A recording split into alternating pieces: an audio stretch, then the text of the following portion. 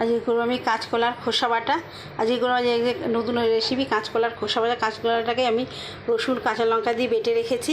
চিংড়ি মাছ দিয়ে করবো। চিংড়ি মাছটাকেও আমি রেখেছি ছাড়িয়ে ভালো করে ধুয়ে নুন হলুদ মাখিয়ে নিলাম। আগে চিংড়ি মাছটা নুন হলুদ মাখিয়ে দিলাম। তেলটা আমার গরম হয়ে গেছে, এর মধ্যে শুকনো লঙ্কা ফোড়ন দিয়ে দেবো। শুকনো লঙ্কা কালো জিরে ফোড়ন দিয়ে দিলাম। চিংড়ি মাছগুলো আমি নুন হলুদ মাখিয়ে চিংড়ি মাছগুলোকে দিয়ে দেবো। কাঁচকলার খোসা বাটা খেয়ে দেখবেন, অনেকে নিরামিষ খায় নারকেল সর্ষে বাটা দিয়ে। আমি আজকে করব চিংড়ি মাছ দিয়ে, আপনাদের খুব ভালো লাগবে দুপুরবেলা খেতে গরম গরম ভাত দিয়ে। আজকে আমি চিংড়ি মাছ দিয়ে করবো কাঁচকলার খোসা বাটাটা। রসুন কাঁচা লঙ্কা দিয়ে চিংড়ি মাছটাকে বেটে রেখে দিয়েছি। চিংড়ি মাছটা একটু ভাজা ভাজা হয়ে গেলে আমি কাঁচকলার খোসা বাটাগুলোকে দিয়ে দেবো এর মধ্যে।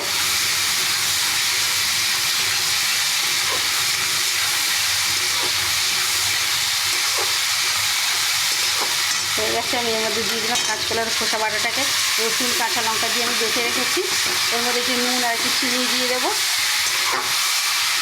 নুন দিয়েছি, যাতে নুন দিয়ে সেদ্ধ করে বাটা আছে। চিংড়ি মাছেও নুন দিচ্ছি আমি হালকা করে, তাও একটু নুন দিয়ে দেবো। কাঁচা লঙ্কাটাও বেশি করে দিয়ে দিয়েছি, কাঁচা লঙ্কা লাগবে না। আর একটু নুন দিয়ে দিলাম, চিনি দিয়ে দিলাম। চিনিটা আপনারা যে যেমন মিষ্টি খাবেন দিয়ে দেবেন।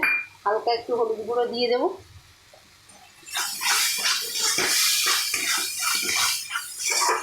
এবার খেয়ে দেখবেন কাঁচকলার খোসা বাটা নিরামিষ খেয়েছেন, এবার চিংড়ি মাছ দিয়ে খেয়ে দেখবেন, খুব ভালো লাগবে।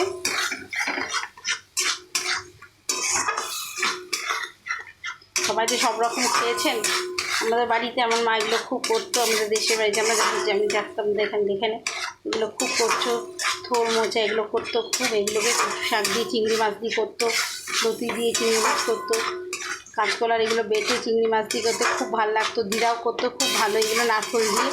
দিদা নিরামিষই করতো, নারকেল সর্ষে পোস্ত দিয়ে কাঁচকলার খোসাগুলোকে ভালো করে রসুন দিয়ে বেটে, রসুনও দিত কোনো সময় রসুন ছাড়াই করতো, কিন্তু খেতে খুব টেস্টি হচ্ছে এগুলোকে।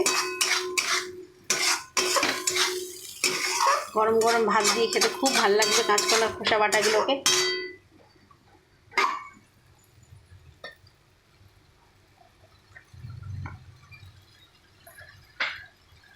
গরম গরম ভাত দিয়ে খেতে খুব ভালো লাগবে। আমার এটা হয়ে এসছে, এবার আমি নামিয়ে দেবো এটাকে।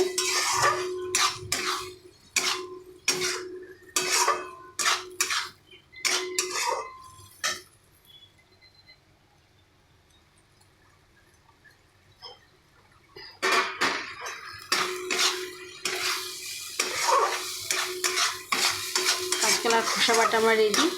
এবার আমি এটাকে নামিয়ে ফেলবো একটা প্লেটের মধ্যে।